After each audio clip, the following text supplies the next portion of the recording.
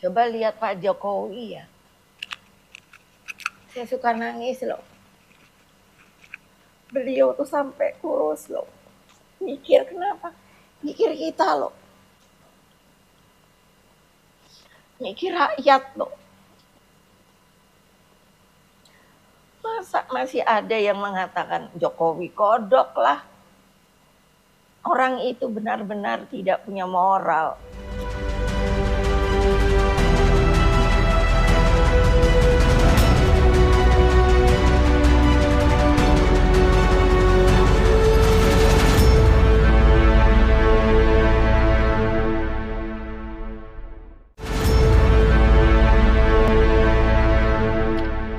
Assalamualaikum warahmatullahi wabarakatuh. Apa kabar? Saya Ersbun Arif dari Forum News Network.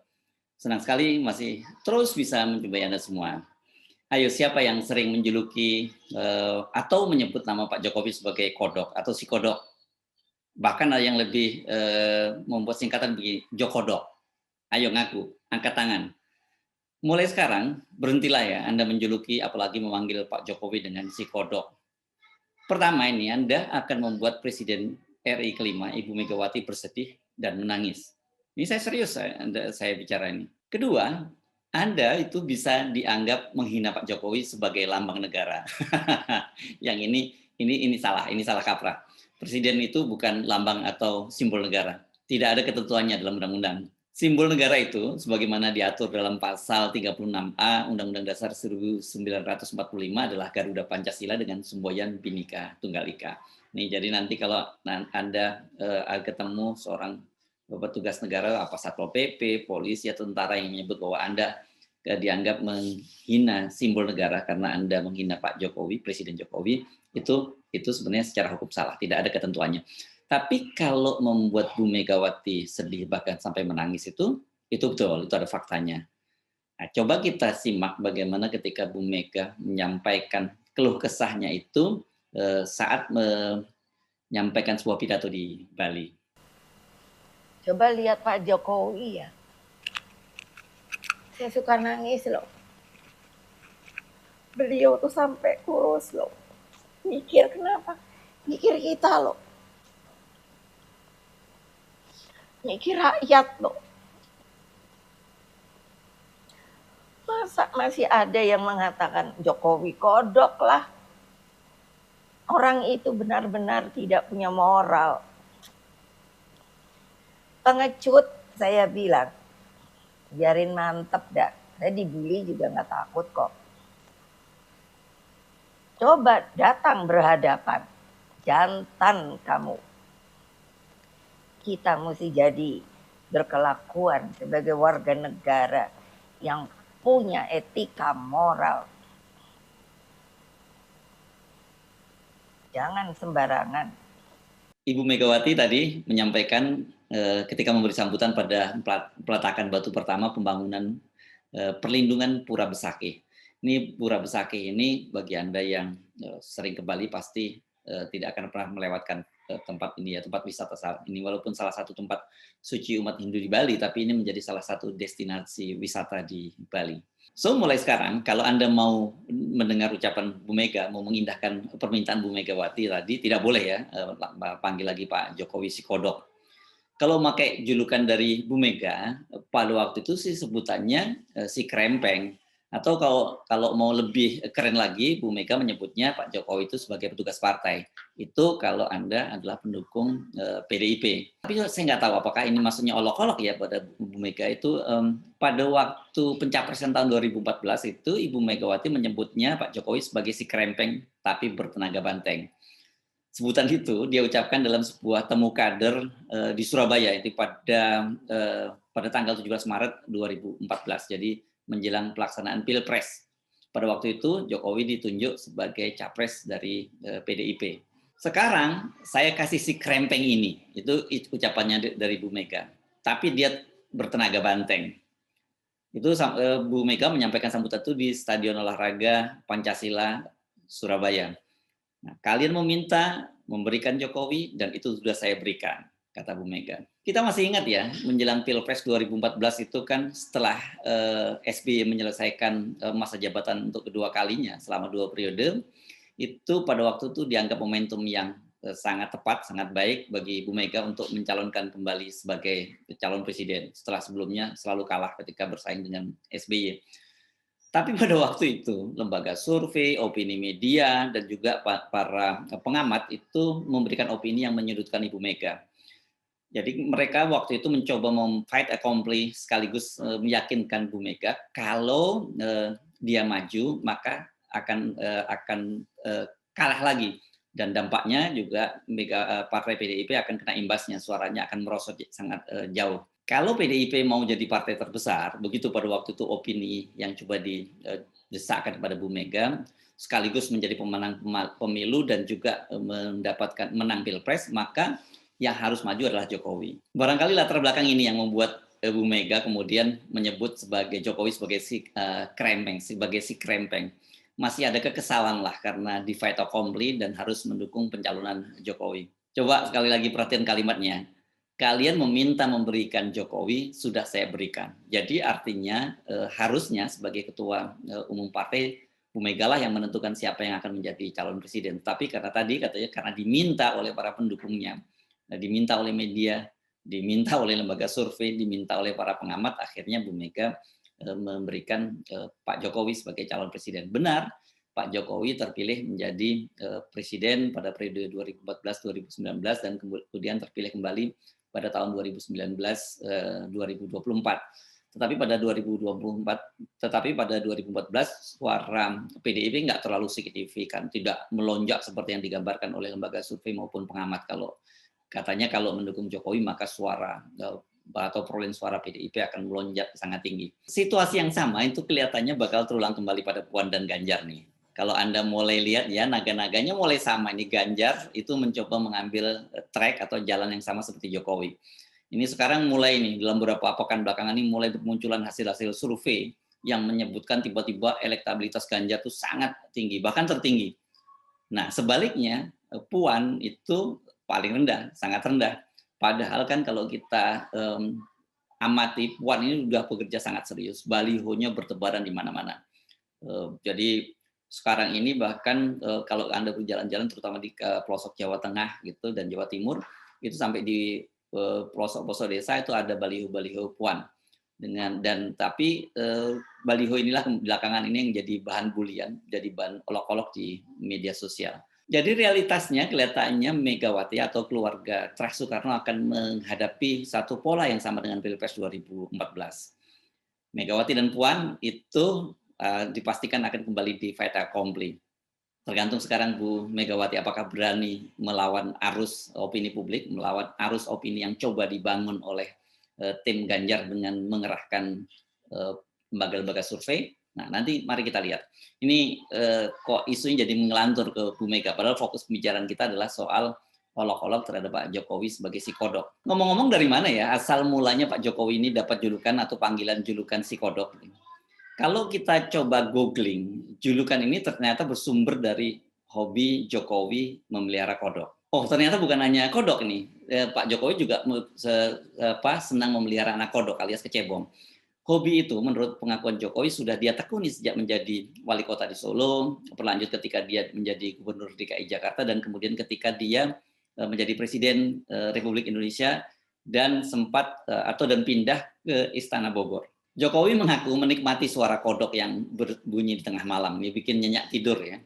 Karena itu ketika dia mulai menempati Istana Bogor itu dia sengaja membawa ribuan kodok. Kebetulan kalau Anda sempat atau Anda pernah ke Istana Bogor atau Anda sempat ke Kebun Raya Bogor, itu kan letaknya berdampingan. Dan di depan istana itu yang berdampingan dengan Kebun Raya Bogor itu ada satu kolam cukup besar. Jadi di situ kemudian Pak Jokowi memelihara ribuan kodok. Sayangnya kodok-kodok itu habis dimangsa oleh biawak. Unik sekali ya hobi seorang presiden seperti Pak Jokowi itu. Benarkah itu sekedar hobi atau dikaitkan dengan hal-hal yang bersifat mistis? Ini orang kalau bicara soal Pak Jokowi ini selalu ada kaitannya dengan hal-hal yang bersifat mistis. Karena apa? Karena Pak Jokowi sendiri kan punya satu kebiasaan yang juga saya kira unik. Dan tapi bagi orang Jawa memahaminya ya ini berkaitan dengan hari baik. Kan kita tahu setiap kali mengambil kebijakan apapun Pak Jokowi itu dilakukan pada hari Rabu Pon. Karena itu kemudian orang ada yang mencoba mengkait-kaitkan jangan-jangan kodok ini juga berkaitan dengan hal mistis. Jadi sumber kekuatan Jokowi, kekuasaan Jokowi ini berasal dari kodok atau dewa kodok. Saya kira kita jangan masuk wilayah ini ya. Pertama, ini masuk wilayah gosip politik yang sampai sekarang tidak berdasar dan kebenarannya itu sulit dipertanggungjawabkan. Kedua, saya sendiri termasuk orang yang tidak meyakini hal-hal semacam ini. Ini bisa musyrik. Yes, kita diajarkan percaya adanya makhluk dan alam gaib, tetapi kita tidak boleh meyakini ada kekuatan yang bersumber dari makhluk-makhluk gaib tadi. Soal Pak Jokowi hobi melihara kodok itu fakta. Itu juga diakui sendiri oleh Pak Jokowi. Nah, sekarang bagaimana dengan julukan kecebong untuk pendukung Jokowi?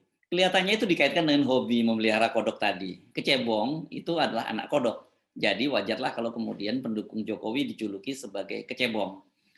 Pada awalnya sebenarnya panggilan ini sih hanya semacam olok-olok biasa saja. Nggak ada konotasi yang negatif. Pendukung Pak Jokowi juga ketawa-ketawa saja ketika dipanggil sebagai kecebong.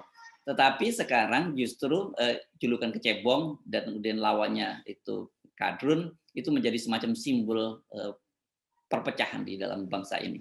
Jadi julukan ini sudah menjadi bukan sekedar olok-olok biasa, tapi menjadi semacam menggambarkan situasi pembelahan politik yang terjadi di Indonesia saat ini. Putra Presiden Jokowi sendiri, Kaisang Pangarep itu sangat bangga loh dengan julukan itu. Dia malah menyebut dirinya sebagai kolektor cebong. Dalam beberapa kesempatan dia mengunggah di medsosnya, ini fotonya tengah mengenakan topi kolektor kecebong. Bahkan pacar Kaisang, nah ini pacar, saya perlu jelaskan, ini pacar yang dulu yang Felicia itu, juga pernah kedapatan mengenakan topi milik Kaisang dengan tulisan tadi, kolektor kecebong. Ini nih fotonya, Anda lihat sendiri ya. Kelihatan kan bagaimana Felicia tersenyum manis, kelihatannya bangga sekali mengenakan topi itu. Tapi itu dulu ya, sebelum Kaisang ghosting. Setelah sebelumnya katanya sih menjanjikan akan menikahi Felicia. Bagi Felicia kelihatannya kolektor cebong itu sudah berubah menjadi kolektor ghosting. Bagi pendukung Jokowi, sebutan cebong itu seperti saya sebutkan tadi semula membanggakan. Jadi buktinya gini, ketika Kaisang itu tidak hanya topi, dia juga meluncurkan kaos dengan tulisan kolektor cebong. Kolektor cebong ada gambar kodok, ada gambar cebong, dan ada tulisan seperti itu. Banyak juga yang mau membeli dan menggunakannya. Jadi kalau ada orang yang menggunakan kaos macam itu kan berarti dia bangga dong disebut sebagai kolektor cebong. Atau jangan-jangan mereka ini adalah kolektornya Kaisang karena mereka membeli kaosnya dari Kaisang. Nah sekarang bagaimana ini kelihatannya kata-kata kodok dan kecebong itu sudah berubah makna ya. Bu Mega pun bahkan sudah sampai sedih menangis ketika tahu ada orang yang memanggil Jokowi dengan kodok. Lagi pula julukan itu sebenarnya kan apa ya, itu istilah yang sudah cukup lama dan bagi anak muda itu kesannya nggak milenial banget, nggak digital banget gitu ya. Yang sedang heboh sekarang itu adalah julukan baru Presiden Jokowi 404 not found.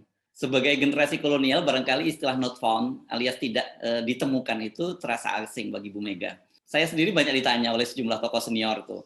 Ada mantan menteri, mantan petinggi TNI, mantan petinggi intelijen, dan banyak yang tokoh-tokoh senior yang tanya sih apa sih maksudnya not found itu. Kalau kita terjemahkan kan secara literal itu artinya tidak ditemukan, sama dengan ghosting, jadi menghilang. Tapi kalau not found itu berlaku di media online, misalnya kalau kita diberi kiriman links dan kemudian kita mencari, kita buka ternyata beritanya tidak ditemukan, itu disebut sebagai not found dan ada kodenya 404. Ini wajar kalau seorang wanita, bisa juga pria yang kebingungan ya ketika tiba-tiba pacarnya, kekasihnya itu menghilang, ghosting atau not found, padahal sudah berjanji akan menikahinya. Siapa sih yang nggak akan bingung? Nah begitu juga dengan konteksnya dengan rakyat Indonesia. Rakyat Indonesia juga bingung dong kalau tiba-tiba ketika dalam situasi pandemi mereka berharap Pak Jokowi yang memimpin sebagai panglima lawan pandemi, tapi Pak Jokowi itu tidak ditemukan. Pak Jokowi not found. Artinya ketika rakyat membutuhkan Pak Jokowi, dia tidak muncul. Jadi ini semacam sindiran halus. Sebenarnya Bu Mega sendiri juga sudah merasakan hal yang sama loh. Anda masih ingat ya beberapa pekan lalu kan Bu Mega itu menyampaikan bahwa dia pernah meminta kepada Pak Jokowi akan memimpin sendiri perang melawan pandemi ini. Jadi sebenarnya Bu Megawati juga merasakan not found tadi, Pak Jokowi not found. Artinya kan Bu Mega dan bersama rakyat ketika membutuhkan Pak Jokowi sebagai panglima perang lawan pandemi, tapi Pak Jokowi tidak ditemukan. Jangan semuanya diserahkan kepada Pak Luhut. Kasihan ini beliau nih, tugasnya jadi sangat berat, mirip seorang Perdana Menteri. Padahal kan jabatannya hanya seorang Menko. Coba deh Anda lihat, apa saja sekarang nih semua urusan oleh Pak Jokowi diserahkan kepada Pak Menko, Pak Luhut. Ini kasihan sekali Pak Luhut, bebannya sangat berat, jadi overload ini. Nggak adil dong buat Pak Luhut, nggak adil buat Pak Wapres Kiai Ma'ruf, juga nggak adil dong bagi para pemilihnya Pak Jokowi. Mereka kan waktu itu memilih Pak Jokowi dan berpasangan dengan Pak Ma'ruf untuk memimpin negeri ini, bukan orang lain. So, sekarang lagi jangan lagi panggil Pak Jokowi dengan panggilan si kodok ya, atau yang lebih parah lagi Jokodok. Kalau meminjam istilah Pak Muldoko itu nggak sopan, karena Pak Jokowi itu adalah orang tua kita semua. Itu yang dikatakan oleh KSP Pak Muldoko. Nah ini juga salah satu salah kaprahan baru lagi, menganalogikan bahwa negara itu dengan sebuah keluarga. Jadi kalau cara berpikirnya Pak Muldoko ini, saya kira cara berpikir seorang feodal gitu, bahwa seorang presiden itu tidak boleh dikritik, tidak boleh diolok-olok. Padahal dalam sebuah negara demokrasi itu biasa saja, kecuali kalau raja itu memang tidak boleh diolok-olok. Karena raja kalau dalam konsepsi Jawa itu adalah wakil Tuhan di muka bumi. Sementara presiden adalah orang yang diberikan mandat oleh rakyatnya untuk memimpin bangsa ini. Jadi manakala dia tidak perform, dia not found, tidak ditemukan ketika dia dibutuhkan, ya wajar kalau kemudian rakyat kemudian mempertanyakan, meminta pertanggungjawabannya, dan caranya ya dengan mengolok-olok tadi. Saya Harsun Arif, sampai jumpa. Assalamualaikum warahmatullahi wabarakatuh.